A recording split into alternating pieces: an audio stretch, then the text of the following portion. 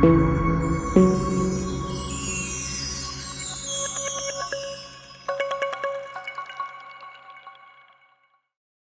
back viewers. In this video we are going to start the installation of Rhino Linux. So I downloaded the Rhino Linux 64-bit ISO. So this is the generic Rhino Linux 64-bit ISO that we are going to install today in a virtual machine to check out the desktop of Rhino Linux.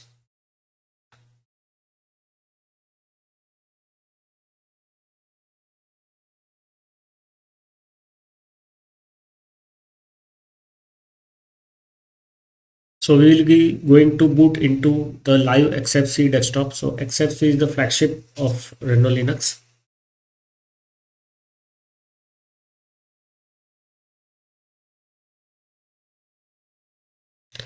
So this is the splash screen of Rhino Linux.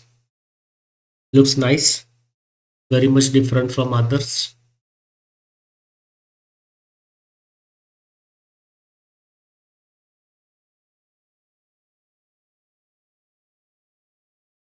So this is the XFC desktop of Linux. You can see here on the top panel, desktop files, document, music, pictures, and video shortcuts are there.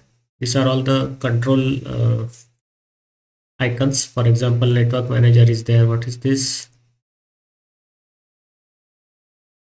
This is the tiling manager, the notifications area, volume, battery manager, and the calendar is there. And this is the small dock on the right hand side of the screen. So we will not go in much details. Let us first do the installation and then we will check out the actual desktop.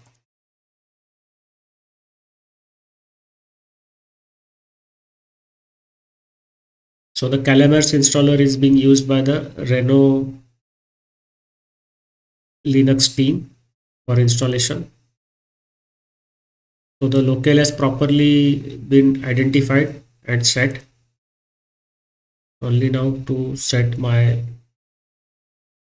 desktop layout. Desktop layout, keyboard layout.